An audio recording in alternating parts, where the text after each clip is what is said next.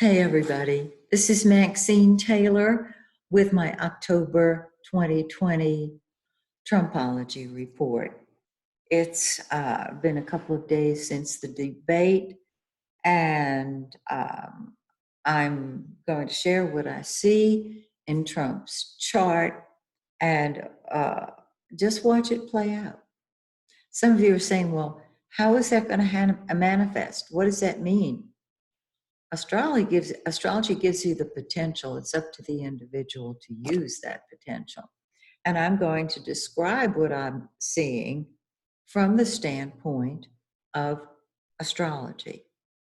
Keep in mind that there are no hard and fast predictions on a certain planet, because everybody has their free will as to how they're going to use these aspects. So keeping that in mind, as I'm reading to you what I see, think in terms of Trump, and that will explain what I'm saying. Okay. I hope that makes sense to you. Let's start, first of all, with, and I'm going to keep this real simple, as you know I do, the movement of the sun during the month of October. What I have found is that the house placement is the most telling aspect of astrology.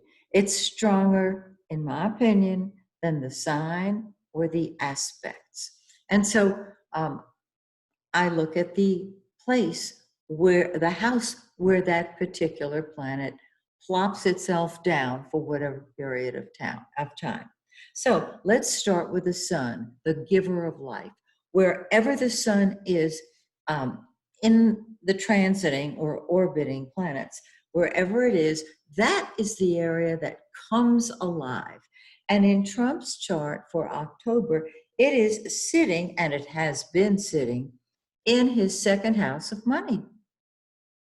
Yeah. Bringing more money. Now, you might say, how is it bringing more money? I can't answer that question. I don't know it. Just in the last few days, somebody has shared his tax returns. And you would think that this second house of money would not be looking so good, right? No, it's looking terrific. He's got the sun there. It is creating more light, more energy. And I'm looking at the actual chart down here. And on the 10th, it is going to sit on Jupiter, the great benefic, in his second house. Now, Jupiter in his chart rules his fifth house of fun and games and children and sports and sex and fun of all kinds. Let's see. I'm moving a little slowly, so bear with me. It also rules his eighth house of other people's money, taxes, any type of mutually agreed upon financial arrangement. That's the eighth house. So are secrets and things that are hidden. And there is the sun sitting on Jupiter, and there's money coming in. Now you might say, well, that's probably from his supporters who, after the debate, contributed money to his campaign. This is the 10th. So something's going to happen right around the 10th, the 9th, the 10th, the 11th, right in that time period. Just have to wait and see how that shakes out. On the 21st, the sun moves into his third house of communication, correspondence, and transportation. And his third house of communication is lit up. Now you might say, well, how is that going to manifest? He's always talking. He's always in the limelight. And that is exactly the point. He's holding rallies. He's speaking. He loves to do that. And he wants his base supporting him. And so he comes alive when he's speaking before an audience. And that's what's happening here. A lot of talking going on, a lot of communicating. And we'll talk about that in a minute when I get to Mercury, when I flip this card and get to Mercury. I want to talk about the new moon and the two full moons because these are very telling, as you know. Today we had a full moon and it was in 9 Aries. Look and see where that was in your chart because wherever the full moon is, that's where things come to a head and pop. Okay, in Trump's chart, it was in his 8th house. Now, the 8th house deals with taxes, money through litigation, secrets, big secret house. Other people's money, debts owed, death and rebirth, but mainly secrets, lots of secrets. And so here, just a few days ago, as I said, his tax returns were shared. And so this is what has come to a head just prior to the debates. All right, on the 16th, we have a new moon. Now, 2 days before the new moon, we're in the dark of the moon and nothing is moving, nothing happens. On the new moon, the energy starts growing. It's in his 3rd house of communication. And of course, the sun will be there on the 21st. It doesn't move into that 3rd house until the 21st, but that's okay because on the new moon, his communication picks up. He probably will be talking more. We can expect to hear a lot from him. And you might say, well, we always hear a lot from him. I'm saying more than usual because he is loving, he's shining. The sun is the giver of life. There it is in his 3rd house. And the last full moon is on Halloween. In his 9th, it's in 8 Taurus. It's in his 9th house of long distance travel, higher education, foreigners, foreign communication of all types. This can be international communication, possibly touching base with old alliances, but it's long distance, spreading his ideas worldwide, communicating with people outside of the United States. There it is. There it is. Just a few days before the election. Okay, let's keep on going. Well, let's just start with Venus, the planet of love. And wherever it is, that's what you love. That's what you think is beautiful. That's what makes you happy. Venus is sitting in his 1st house. He's loving himself. You might say, how can he love himself? The poles are down. He's losing in poles. Venus in the 1st. He loves himself. And there's nothing wrong with loving yourself. I encourage everybody, because if you love you, other people love you. And if you love you, you're able to love other people. In Trump's life, I think he's loving himself because he feels that he's doing well. Remember, he wants adulation from crowds. And that's what he's doing. He's holding rallies with crowds of people just cheering him on. There it is. He's loving it. He's loving him. On the 22nd, Venus moves into one of the houses it rules in the natural zodiac, the second house of money. And it sits on his Neptune on Halloween. Now, Neptune is, I've always said that trying to get a handle on Neptune is like trying to grab a handful of smoke. It's confusion. It deals with drugs. It deals with, it deals with medication. It deals with make believe. It deals with obfuscation and sleight of hand. It's very, very interesting. It also deals with, excuse me, I live with a cat. And I picked her up a little while ago. Okay. It deals with his money. Now, Neptune rules his eighth house of other people's money. Neptune is hidden. And so there can be something with Venus on Neptune. This is one of the most beautiful aspects you can have because it brings Venus to a higher level in a chart comparison. When you have two people and one person's Venus is on the other one's Neptune, they just adore each other. They really do.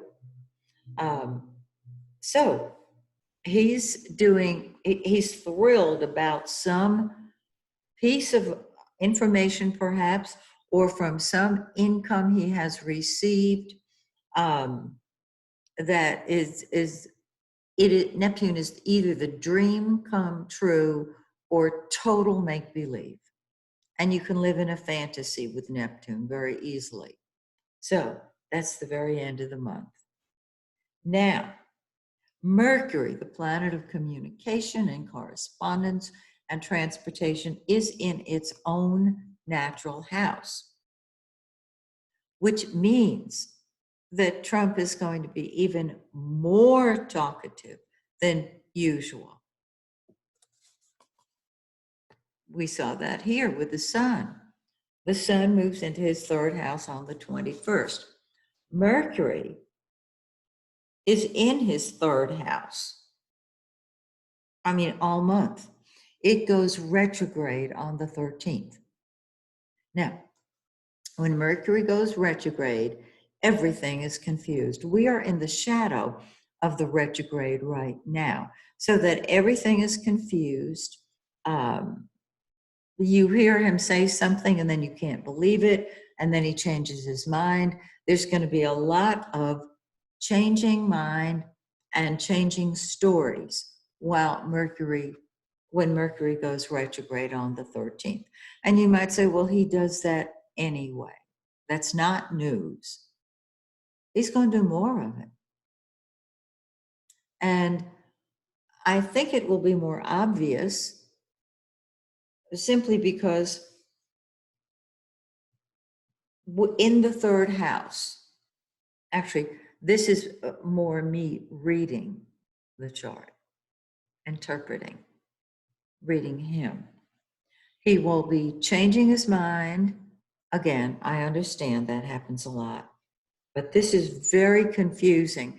And what it indicates is that he is probably confused. He may be getting opposite messages from his staff. And so he does not know who to believe. I had mentioned that last year. We don't know who to believe at this time. And this can be very confusing to him. He may be giving a speech and decide at the last minute he wants to change the topic. That would be a perfect Mercury retrograde in the third. Okay. I'm going to jump up here to Mars. Mars is retrograde now. Mars is action and energy and passion. And wherever it is in our chart, that's what we throw ourselves into. That's what comes first to us. And that is what we fight with and fight for. Mars rules guns, war, armaments. It's in the ninth house of foreign relationships, foreign countries. international activities. Now remember, we got a full moon on Halloween that brings all kind of foreign interactions to a head. Now, when Mars is retrograde, nothing happens. Mars is action and energy. And so he may be contacting people, leaders from other countries. Not getting what he wants. And this can make him angry because it's not happening. Mars is going to retrograde back into his 8th house of other people's money. And there may be deals that had been made, promises made, and they may deal, there may be new financial arrangements, new financial terms. We won't know exactly what because it's in the 8th house of secrets and other people's money. And transformation, change, death and rebirth. I don't mean literally, but figuratively, but here again. So it starts off, Mars is retrograde in his 9th house now, and he's aggravated over his long distance communication. Maybe travel, they don't want him traveling now. As it goes back into the 8th house, there are secret dealings, secret negotiations on the 11th, 12th, and 13th. Mars does not go direct until after the election. Mercury goes direct on the election, on November 3rd. Very interesting. Mars retrograde, nothing happening. Mercury retrograde, everything confused. Yep. Astrologers have known this. It's, what can I say? Now, the last planet I want to talk about is Pluto. It goes direct on October 5th. Pluto is out with the old, in with the new. It's sitting on his vertex, which is his karmic role in life. With Pluto on your karmic role in life, in the 5th house of children, sex, speculation, sports. Did I mention sex more than twice? All of this is undergoing a transformation. And, or just plain old control. So as Pluto sits on his vertex, I haven't written it here, but I'll tell you what's going on in the 11th house, because I realized I had 4 planets I was dealing with and didn't want to clutter things up. When Pluto sits on the vertex, meaning his role in life undergoes a change with his children, with all of his, well, it's like taking a chance, gambling. He loves that. It's in opposition to his anti-vertex. And the anti-vertex is in the 11th house of friends and hopes and wishes and group activities. And I'm thinking groups, well, that could be Congress. And it's the point over which you have control. But Pluto says, not so fast, come on back here. Let's talk about your fun and games. Let's talk about your speculation. Let's talk about your investments. Let's talk about everything dealing with 5th house matters. It is also in opposition to Saturn and Venus. Saturn and Venus in his 11th house tell us that he wants total loyalty from his friends, and he is pulling away from that. Because he's focused on his children and on sex and creativity and fun, children, sports, you get the picture. So he's pulling away from looking for loyalty from his friends, perhaps, pulling away from allegiances and alliances that rule that he's made, and Saturn rules the seventh of partnership contracts, the sixth of work, and the intercepted fifth of fun and games and children. You get the picture. Okay. Pluto's in opposition to Venus, which rules his midheaven. Okay, Venus, he's turning away from friends for help in his career and turning more probably to his children. And not so much talking to his friends, because Venus rules Libra on the third cusp. But this is a very important area to watch. We'll call it speculation. And that's October. Now, as November approaches, it's going to be real interesting. He can change his mind with Mercury retrograde in his third house at the last minute about anything he chooses, because Mercury does not go direct until election day, November 3rd. And when a planet like Mercury changes course, it comes out of retrograde and moves forward and goes direct, there's a fluctuation in the energy around the world.